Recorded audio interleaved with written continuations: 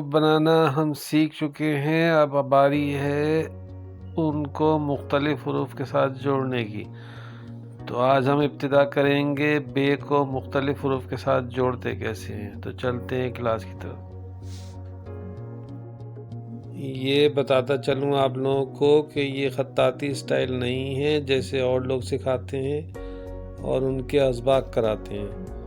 तो मैं आपको ये उर्दू राइटिंग इस तरह सिखाऊंगा कि जिस तरह आपको उर्दू लिखने में ज़रूरत पड़ती है, और इस तरह आपको बहुत आसानी हो जाएगी। इस तरह सिखाने जा रहा हूँ मैं। इसमें 20 हुर्फ होते हैं। हर हुर्फ को किस तरह और हुर्फों से जोड़ते हैं वो जब आप सीख जाएंगे तो फिर आप बहुत जल्द इंशाल्लाह 10 दिन के अंदर अंदर अपनी राइटिंग इमला के साथ, ज़बरदस्त इमला के साथ आप अपनी राइटिंग कर सकेंगे इंशाल्लाह।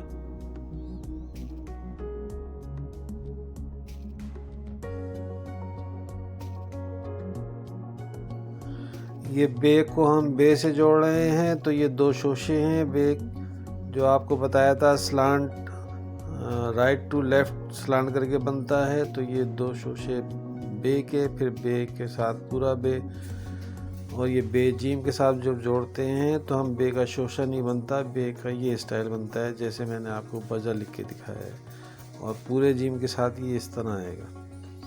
और ये बद जब हम लिखते हैं तो दाल का पूरा दाल नहीं लिखते हैं, दाल की जगह रे बनता है, तब बद बनता है। ऐसे बद लिखेंगे तो आप सही नहीं लिखेंगे।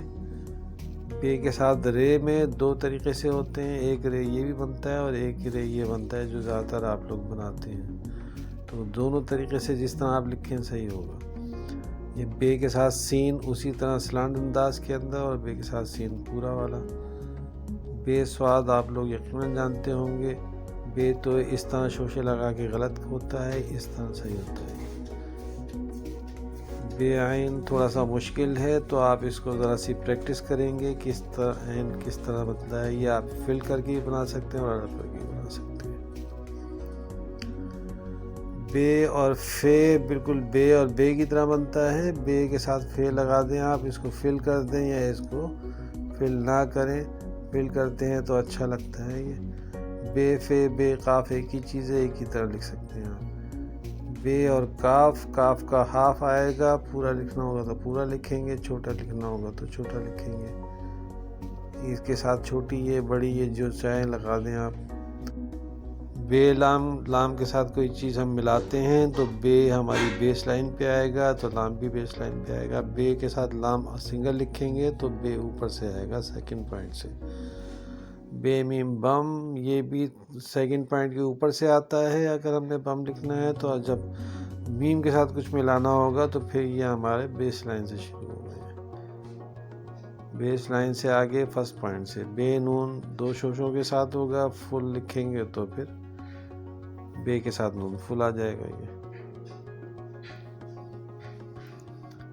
वाव के साथ जब बे मिलता है तो ये नोट करें आप, वाव अपनी जगह पे रहता है, बे का शोशा ऊपर चला जाता है। तो यानी सेकंड पॉइंट से बे का आएगा शोशा, तो फिर हम वाव इसके साथ ज्वाइन करेंगे।